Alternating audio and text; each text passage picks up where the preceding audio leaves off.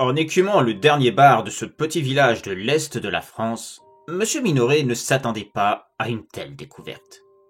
En cette fraîche soirée de septembre 1922, il pousse la porte du troquet où règne une ambiance poisseuse. Ici, quelques ouvriers agricoles viennent noyer la fatigue accumulée lors de leur dure journée de labeur dans quelques verres d'alcool bon marché. Alors que Monsieur Minoret s'apprête à commander un bourbon, il est interpellé par un vieil homme sur le tabouret près du comptoir. Mais dites-moi, mon bon monsieur, vous ne seriez pas le directeur du cirque ambulant qui s'est installé à la sortie du village? C'est bien cela, oui. Allez-vous venir voir notre représentation avec votre petite famille? Nous restons jusqu'à mardi inclus. À vrai dire, non, ce n'est pas vraiment ce qui m'intéresse, le cirque. Et puis, vous savez, si je veux voir un numéro, je vais voir Marie, la fille du patron de cet établissement. Elle est incroyable. La curiosité de Monsieur Minoret piquée, l'homme eut envie de voir de quoi cette Marie était capable. Sans plus attendre, il demanda donc une faveur au patron du bar. Malgré l'heure tardive, pensez-vous qu'il soit possible de voir ce que votre fille possède comme talent? L'homme se rendit alors dans la pièce privée et en ressortit en tirant par le bras Marie, sa fille. C'était une jeune adolescente frêle, d'à peine 14 ans, au visage pâle, aux yeux clairs et aux boucles blondes tombant sur les épaules. Sa beauté resplendissait dans cet endroit malsain. « Monsieur est le directeur du cirque. Il veut voir. Danse pour lui. » Dès lors, les deux hommes les plus costauds de l'assistance prennent un banc de chaque côté et le soulèvent à hauteur de tête. La jeune Marie monte dessus et se met à danser sur cet étroit banc. Elle virevolte, saute et enchaîne les cabrioles sur l'arrêt du côté du banc, un support à peine plus large que 2 doigts. Impressionné, Monsieur Minoret lui somme d'arrêter, afin d'avoir un entretien avec le père et la fille. Il apprendra que, depuis toute petite, Marie tient en équilibre, même sur un fil. Une funambule. Exactement ce qui lui manquait dans son cirque. L'affaire fut rapidement négociée au coin du bar. Marie quitta le domicile dès le soir même. Promise à une autre vie que celle que le destin lui avait concédée, la jeune fille va rapidement prendre ses marques dans le petit cirque itinérant, comprenant très vite que son don, son équilibre hors norme, peut faire d'elle une artiste aimée du grand public. Et ça, pour Marie, qui a grandi sans l'amour de ses parents, c'est une bénédiction. Ainsi, pendant les 7 années suivantes, elle s'entraîne, elle s'améliore, excelle, et devient l'une des plus incroyables funambules de France. Le cirque gagne en renommée, et les artistes se bousculent pour y entrer.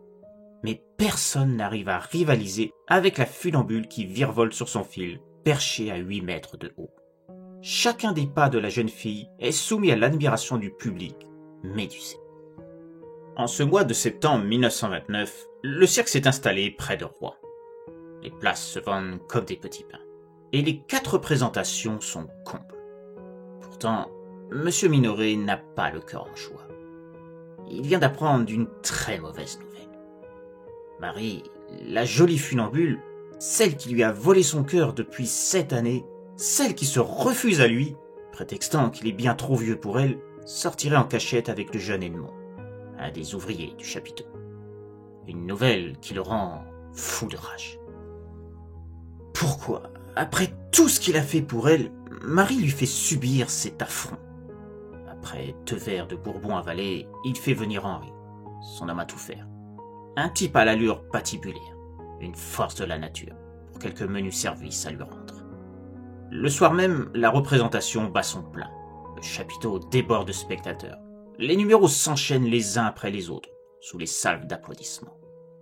Et vient enfin le clou du spectacle. Marie la funambule, celle qui défie les lois de l'équilibre sur son fil à 8 mètres de haut. Alors qu'elle s'apprête à démarrer son numéro sur sa planche qui surplombe la piste, le directeur fait son entrée. « Bonsoir, chers spectateurs. C'est un numéro exceptionnel que nous vous convions ce soir. Devant vos yeux ébahis, Marie, notre superbe funambule, va vous faire frissonner comme jamais. Pour pimenter son déjà incroyable numéro, nous y avons ajouté 2 accessoires. Enfin, peut-on appeler ça accessoire? Sous le fil où va danser notre jolie Marie se trouve ce drap. et en dessous de ce drap, un assortiment d'épées disposées dans des socles, la lame vers le haut. Imaginez donc ce qui arriverait si, par malheur, Marie tombait.